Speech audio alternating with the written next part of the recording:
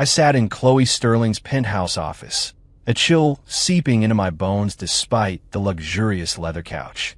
Outside the enormous floor-to-ceiling windows, the city skyline churned like a sea of clouds. Inside, the air conditioning was cranked, and the space was filled with an expensive, aloof perfume. Chloe pushed a document across the polished desk toward me.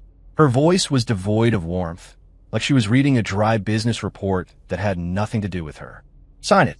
The mansion in West Side, the spiker in the garage, and $50 million in cash. They're all yours. My gaze peeled away from the gilded letters spelling divorce settlement on the document and landed on Chloe's immaculate face. 3 years, and her face was just as I'd first seen it. Exquisite cold, like a flawless piece of polished ice. Impossible to warm up. 3 years of an agreement-based marriage. I played the perfect trophy husband. To the outside world, I was the enigmatic spouse of Sterling Enterprises CEO appearing out of nowhere. Internally, I was a roommate in her mansion, not even allowed to touch the master bedroom door. Every day, I'd wake up on time, prepare her warm lemon water at the perfect temperature, watch her leave, then face the empty, cold house alone. I'd attend endless, boring corporate galas, fending off countless predatory suitors for her, then wait quietly in a corner for her to finish her queen-like networking before driving her home. I thought I could melt that iceberg. Now, it was clear I was wrong. Icebergs don't melt. I was tired. So tired. Instead of reaching for the expensive pen, I leaned back into the soft leather couch, finding a more comfortable position. Not enough, I said softly. Chloe's delicate brows furrowed almost imperceptibly. It was the first emotion I'd seen her display today that wasn't pure ice. In her eyes, I'd always been compliant, discreet, never asking for too much. What do you want? $1 billion. I held up a single finger, my tone as calm as if I were haggling for a pound of apples at the market. Give me $1 billion, and I'll sign immediately. I'll vanish without a trace. I guarantee you'll never see me or hear from me or the Sterling family again. The air instantly solidified. Chloe's assistant, Beth, standing behind her, gaped, almost wondering if she'd misheard. $1 billion? How dare I ask for that?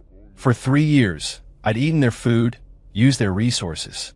Now, on the way out, I was making an outrageous demand. Chloe's eyes finally changed. For the first time, those deep, unreadable pools held a sharp, scrutinizing gaze. She stared at me, as if trying to discern something from my overly handsome, yet perpetually lazy face. Was I trying to express dissatisfaction this way? Or was this a final attempt to extort a lump sum from my lost youth over the past 3 years? I met her gaze without flinching. My eyes were clear and frank, devoid of greed or anger. There was only the weariness of profound relief. Chloe, let's do some accounting. I continued, my voice still even. For 3 years, how many times did I shield you from internal family pressure for arranged marriages? How many public occasions did I play the role of a convenient background so you could focus on business? How many clingy suitors did I handle for you? Take Preston Hayes from the Hayes Group, for example. If I hadn't accidentally gotten him so trashed he ended up in the ER, he'd probably still be harassing you, right? All this emotional value and problem solving I provided, if we calculate its commercial worth over 3 years. Is $1 billion really too much? Chloe's breath hitched slightly. She had to admit I was right. In the past 3 years, my presence had indeed saved her from countless headaches, allowing her to fully immerse herself in her work and firmly grasp the reins of Sterling Enterprises. I was like a perfect, invisible shield, quiet, yet effective. She thought I loved her, and so I did it willingly. Turns out, in my mind, it had all been a transaction. An inexplicable irritation welled up inside her. Chloe didn't want to argue about it any further. She just wanted to end this, sever this relationship that had been built on an agreement from the very beginning. Fine. The word was forced through her teeth. You'll get it. She picked up the phone, dialed her private financial director, Mr.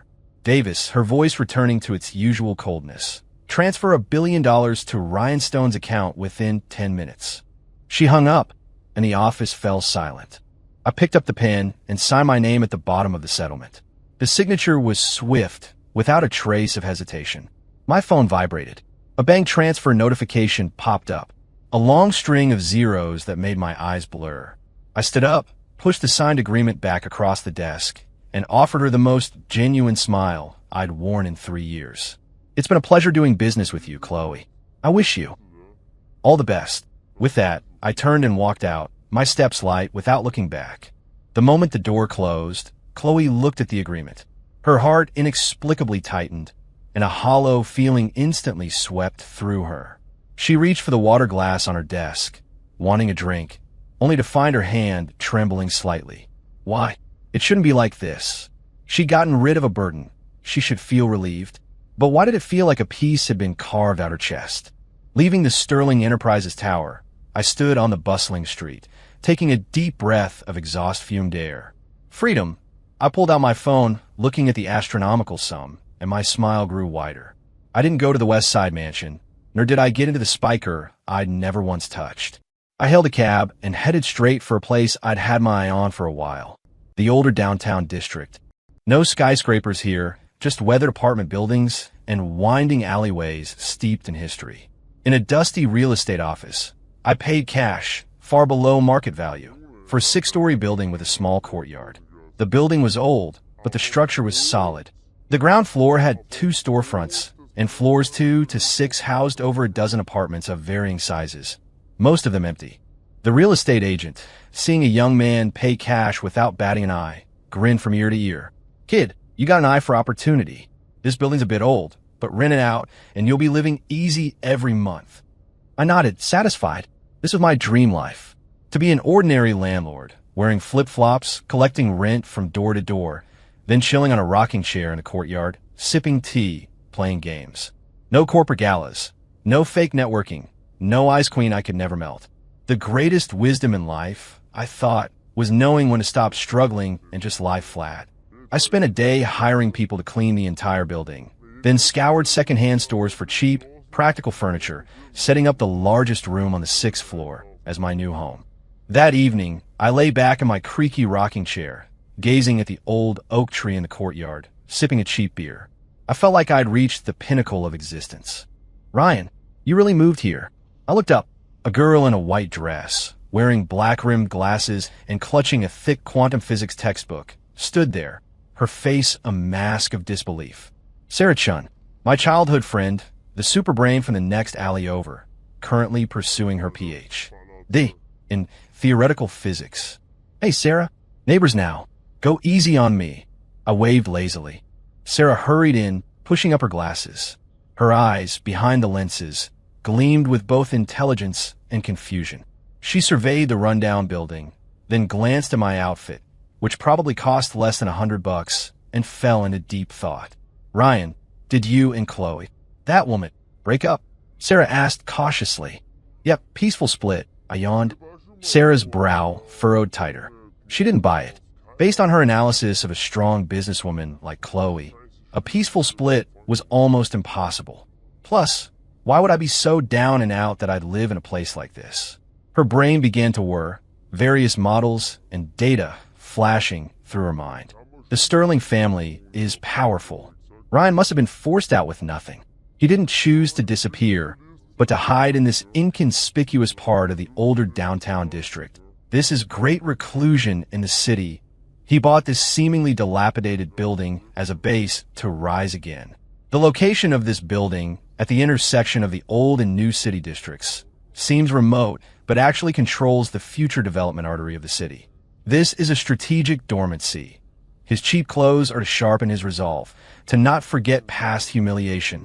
Having worked all this out, Sarah's eyes instantly changed. It was a complex look, a mix of concern, admiration, and firm resolve. Ryan, I get it. She nodded heavily. Don't worry. No matter how hard it gets, I'll support you.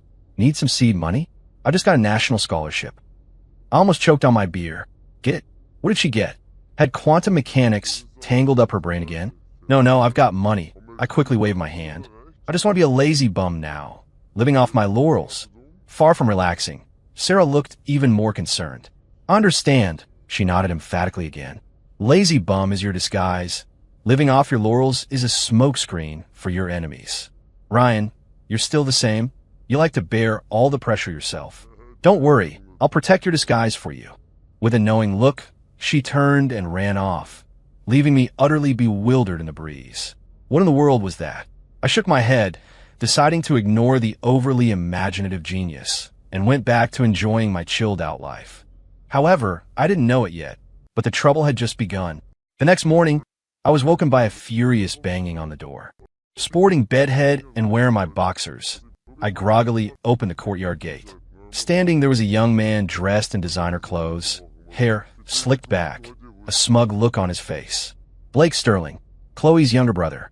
Ryan, you useless piece of trash. How dare you extort $1 billion from my sister?"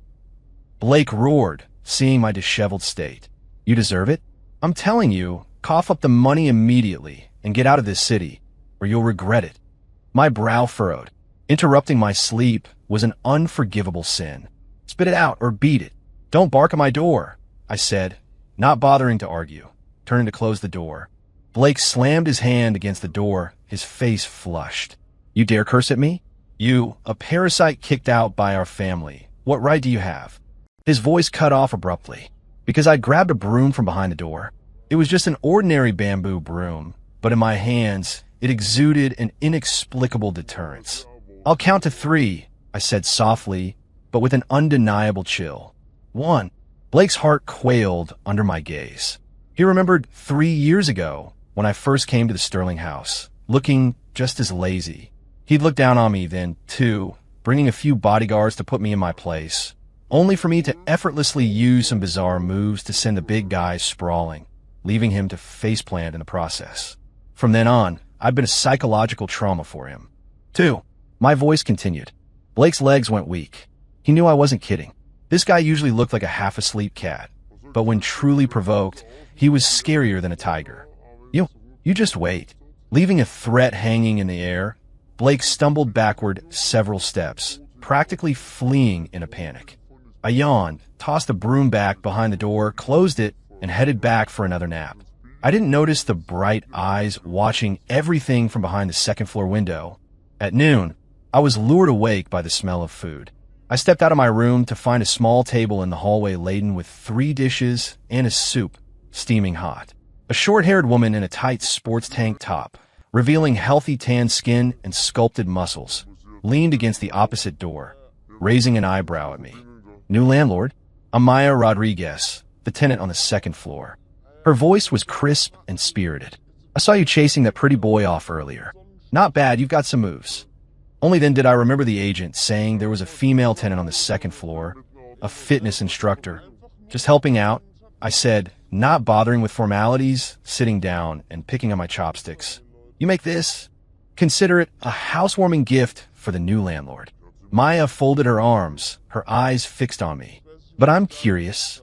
When you grabbed that broom, there was a subtle drop and rotation in your wrist. That's a force-dispelling technique. You've trained." I forked a mouthful of spicy stir-fry, hissing at the heat, and mumbled, "Trained what? Sweeping, maybe?" Maya chuckled, clearly unconvinced. She'd grown up in a martial arts family, with sharp eyes. That seemingly casual move of mine contained the essence of using skill to overcome brute force. And my calm demeanor and steady gaze in the face of Blake's provocation, that wasn't something an ordinary person possessed. Another hidden master. Maya's competitive spirit ignited. She loved sparring with masters. "Landlord, I haven't paid rent this month. How about this? Let's spar. If you win, next month's rent is double. If I win, you give me a month free. Deal." My mouth was full of food, and I shook my head vigorously. "Are you kidding? Fighting is exhausting, and I could get hurt. Wouldn't it be better to get more sleep with that energy?" No fighting, I mumbled. Eating, watching me devour my food. Maya's fighting spirit intensified. In her eyes, my ravenous eating wasn't hunger, but a blatant disregard for her as a challenger. I simply disdained to act. "Good. The more he resists, the more I'll force his hand," Maya silently vowed. Over the next few days, my chill life was utterly disrupted. My childhood friend, Sarah Chun, arrived like clockwork every day with various tonics, claiming they were to help me build up my strength for grand ventures. She'd also mysteriously hand me a stack of printed documents, titled Feasibility Analysis Report on the Future Development Potential of the Older Downtown District over the Next 10 Years. I casually used the report to prop up a wobbly table leg. My tenant, Maya Rodriguez, transformed into a challenge fiend. If I was sunbathing, she'd practice her martial arts nearby, her movements strong and fluid. If I was watering plants, she'd perform an inverted split, her flexibility astounding. If I went out for groceries, she'd trail behind me, occasionally launching a sneak attack, only for me to instinctively turn, step aside, and evade her with various strange postures. I was fed up.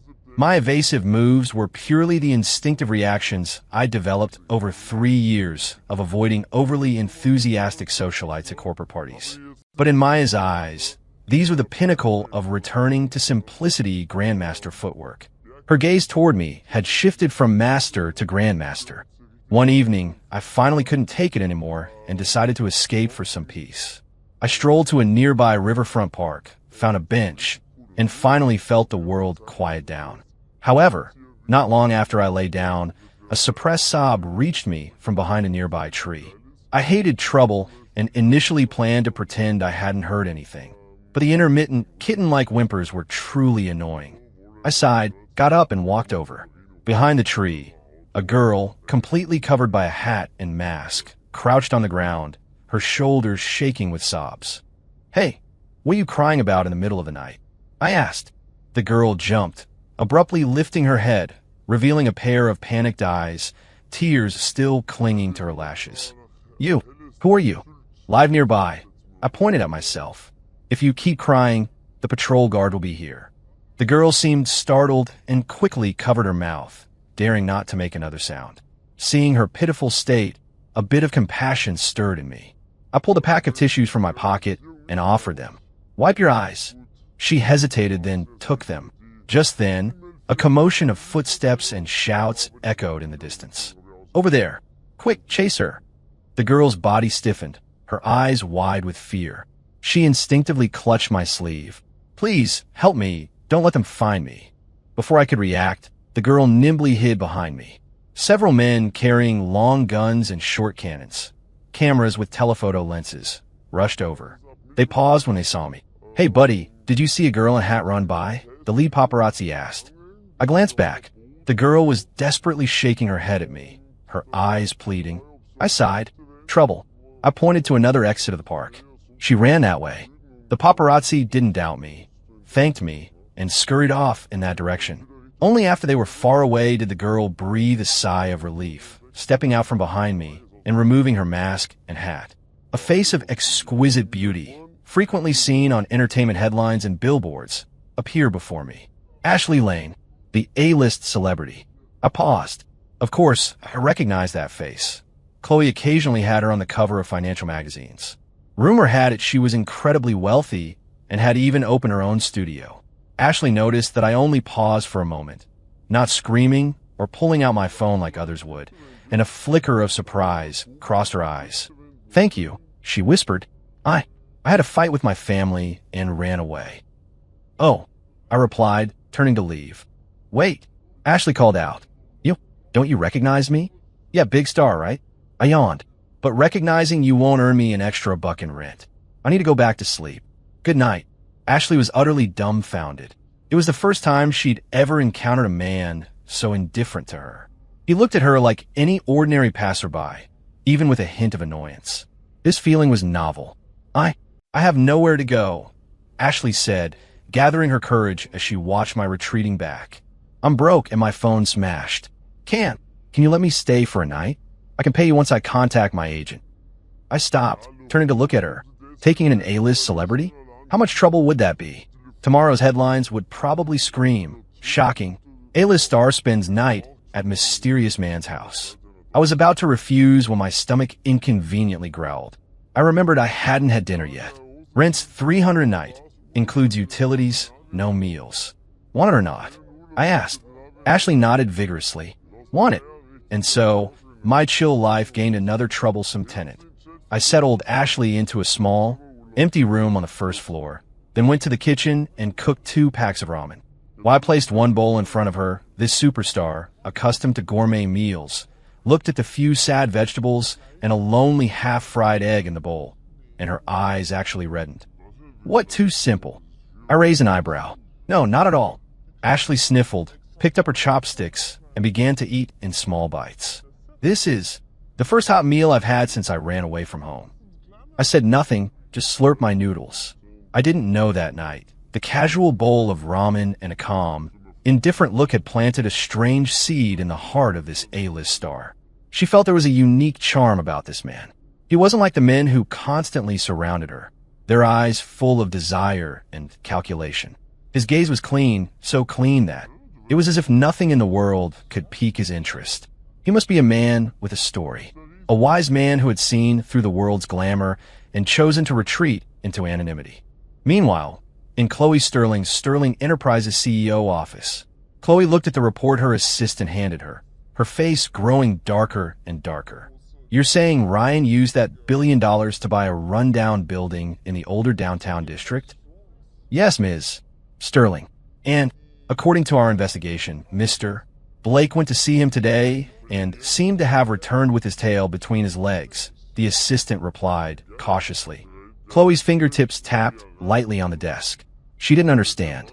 What exactly was Ryan trying to do? With his abilities, $1 billion could make significant waves in either the financial market or industrial investment. Yet he chose the most incomprehensible path, becoming a landlord of a broken-down building. It didn't make sense. Unless a thought flashed through her mind. The older downtown district. She immediately opened her computer and pulled up the city's latest development plan.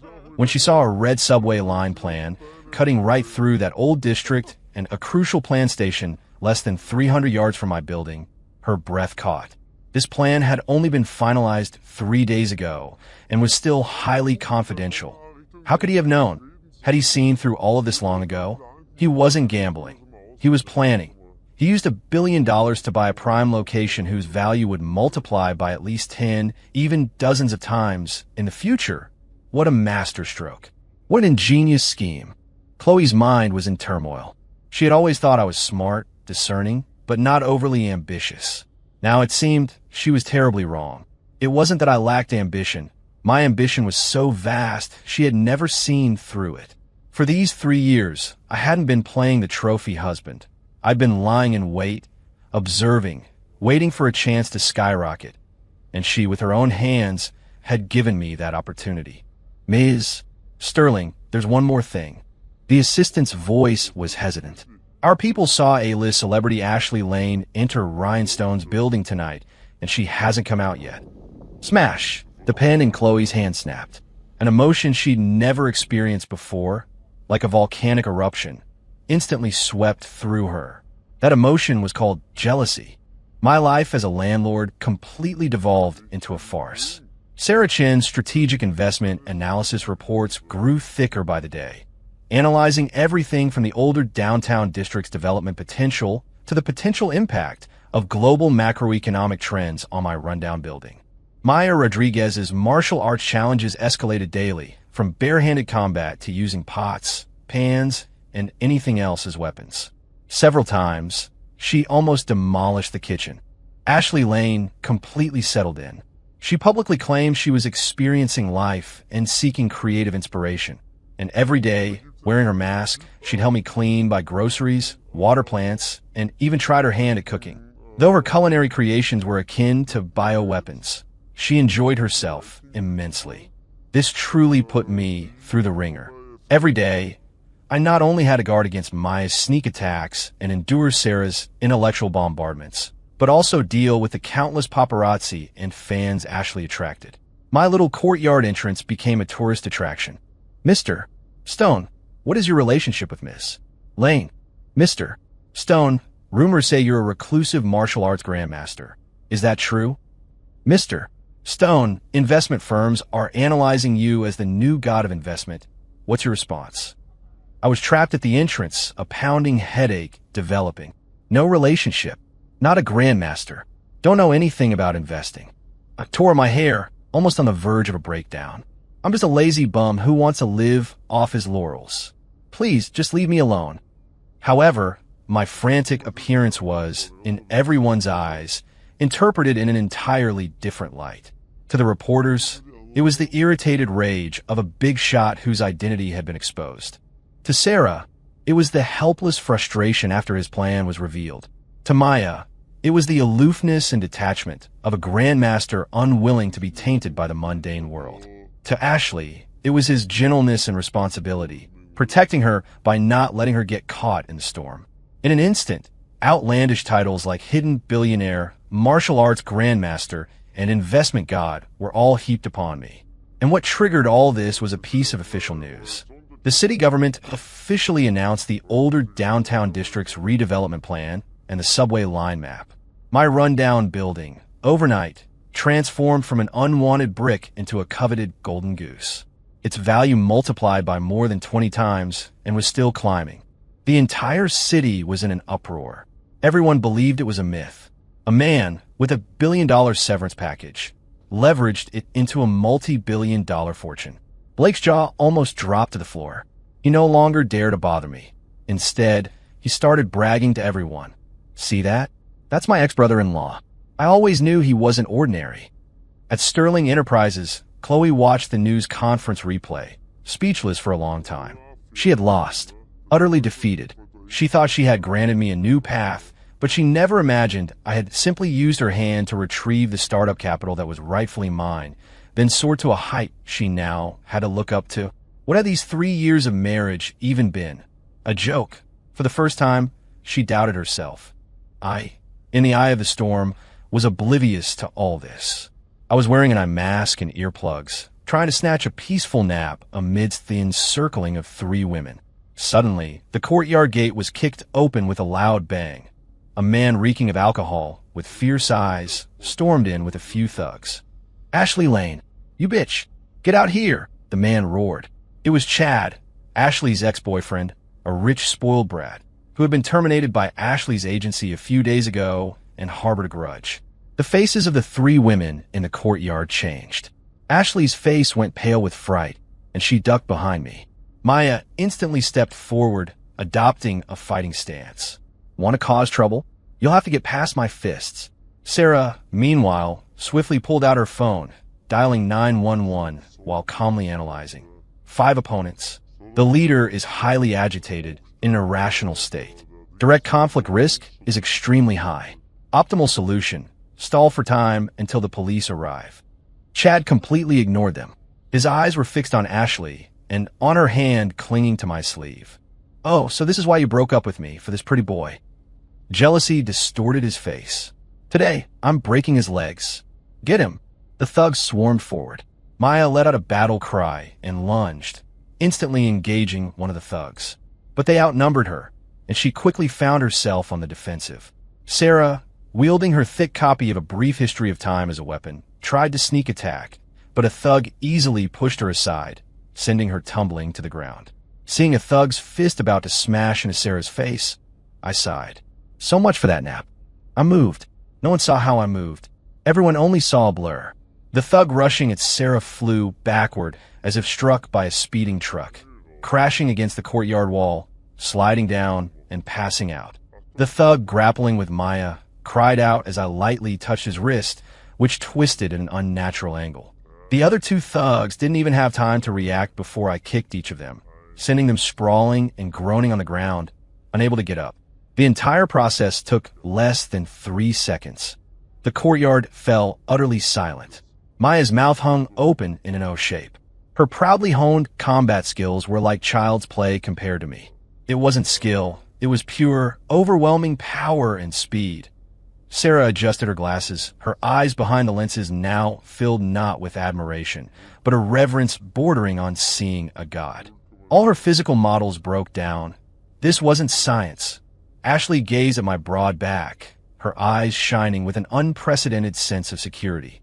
I clapped my hands, as if I'd merely shooed away a few flies. I walked over to the terrified Chad. "Now, can you get lost?" Chad's legs gave out, and a foul smell emanated from his pants. He'd wet himself in fear. He scrambled to his feet and scurried out, practically crawling away. I turned back to the stunned trio of women, rubbing my temples. Just to clarify, I'm just unusually strong. However, no one believed me anymore. Ryan, Sarah said, trembling. Your speed just now, based on my preliminary estimates, exceeded the limits of human dynamic vision. Who exactly are you? Grandmaster. Maya's eyes gleamed, and she gave a standard martial arts bow. Please accept me as your disciple. Ryan. Ashley's voice was tearful and filled with emotion. Thank you for protecting me. I looked at these three wildly different, yet equally over-imaginative women, feeling that my path to a chill life seemed to be drifting further and further away. I looked up at the sky and let out a long sigh. I really just want to be a slacker. My lament, however, sounded to them like the Grandmaster's helpless sigh at the noisy mortal world. The farthest distance in life isn't between life and death, but between me wanting to chill and you all thinking I'm plotting something grand. Night fell. The small courtyard, bustling all day, finally returned to calm. The police had come, taken statements, and escorted the thugs away. The reporters, who had arrived upon hearing the news, were blocked by Ashley Lane's frantic agent team. Sarah and Maya discreetly returned to their respective rooms, but I knew they weren't asleep. They were probably peeking through their windows, observing me with entirely new eyes. Ashley had been picked up by her agent, but before she left, her gaze was lingering, as if trying to engrave my image into her heart. I lay alone in the courtyard's rocking chair, gazing at the moon, finally letting out a sigh of relief. The world was quiet. I closed my eyes, ready to enjoy this rare tranquility. Drip! A cold drop of liquid landed on my forehead. Rain? I opened my eyes, only to see an enlarged, cold yet stunningly beautiful face, inches from mine. Chloe Sterling.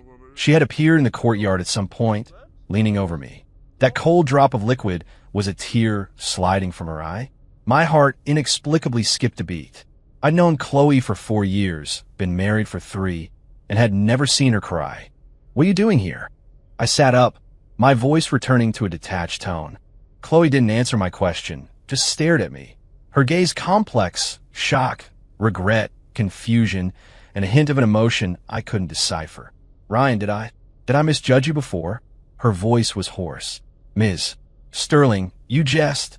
I pulled at the corner of my mouth. You've always been spot on. I was just an ordinary guy trying to leech off your family, and now that I have the money, I'm perfectly satisfied. No, Chloe, cut me off. You're not. Your investment foresight, even my father can't match it. Your skills, even my top bodyguards can't replicate. Who exactly are you? I looked at her and suddenly found it somewhat amusing. Back then, when I genuinely cared for her, she took it for granted, seeing it as my obligation. Now, all I wanted was to be far away from her, and she'd come running, asking who I was. Who I am is no longer relevant to you, Ms. Sterling. I stood up, ready to go inside. It's late. Please go home. I'm not leaving. Chloe grabbed my hand. Her hand was cold and trembling slightly. Ryan, let's get back together. She summoned the greatest courage of her life to say those words. I froze. I looked at Chloe as if she were a stranger. Ms. Sterling, are you running a fever? I reached out to check her forehead, but she grabbed my hand. I'm perfectly lucid. For the first time, Chloe's eyes held a plea. I was wrong. I didn't appreciate you before. I didn't understand you. Please come back. I'll give you half of Sterling Enterprises. No, I'll give you everything I have. I just want you to make me lemon water every morning and wait for me outside when I'm in meetings like you used to. As she spoke, her voice caught in her throat. I fell silent. I looked at this woman, once so high and mighty, now humbly pleading before me. I felt no vengeful satisfaction, only a sense of bewilderment. If only you had known then. Why now? I gently pulled my hand free from hers. Chloe, we can't go back, I said calmly. I'm not the same Ryan anymore. Now, I just want to be a landlord. Chloe swayed. Her face instantly drained of all color. She watched my retreating back, a decisive figure, just as he had been in the office that day. Ryan, she suddenly remembered something, pulled a document from her bag, her voice urgent, filled with a last glimmer of hope. Look at this. Look at this before you decide. I stopped, turned, and took the document. It was a divorce settlement, identical to the one I'd signed, except the space for Chloe's signature was blank. What does this mean? I frowned. A hint of cunning, a triumphant glimmer, appeared on Chloe's face, like a negotiator who had finally caught their opponent in a loophole. The one we signed? I never submitted it to the Civil Affairs Department. So, Ryan. She articulated each word slowly, her voice soft, yet it exploded in my ears like thunder. Legally speaking, we never actually divorced. The courtyard gate creaked open. Sarah Chun, wearing pink rabbit pajamas and rubbing her eyes, walked out, holding a tablet displaying streams of dense data. Ryan, I just modeled and analyzed the sound wave and heart rate fluctuations and detected a strong emotional clash in the courtyard. According to my calculations, your probability of rejecting her is 73.4%, but considering sunk costs and path dependency, your ultimate probability of compromising is... She didn't finish her sentence. The second-floor window was abruptly flung open. Maya Rodriguez, in her tight sports tank top, poked her head out, her eyes as sharp as an eagle's. Don't listen to her crazy calculations. Ryan, be a man and be decisive. What do you need a woman who wants to come back whenever she feels like it for? If you dare get back together with her, I'll never pay rent again. Just then, a black SUV screeched to a halt at the alley entrance. The car door flew open, and Ashley Lane, who had just been picked up not long ago, still in her elaborate stage costume, and without even having removed her makeup, rushed into the courtyard, her gown swirling, followed by a frantic retinue of assistants and bodyguards. Ryan, she burst into the courtyard, gasping for breath, tears in her eyes. My fans told me she came to see you. Don't believe her. She's only interested in your value. I'm the one who truly loves you. I'm willing to quit Hollywood for you and stay here forever and cook you ramen. In an instant, the small courtyard became a scene where four wildly different, yet equally stunning women surrounded me. Chloe Sterling, wielding the legal weapon of an undivorced status, her eyes full of certainty. Sarah Chun, armed with big data analysis, attempting to offer the optimal solution. Maya Rodriguez, holding rent hostage, her stance clear. Ashley Lane, performing a heartfelt declaration of retirement for love. I looked at this scene, which was nothing short of a chaotic showdown, then up at the moon, feeling my temples throb. I took a deep breath and slowly opened my mouth. Can you guys just talk amongst yourselves first about who's making me a late-night snack? I am hungry.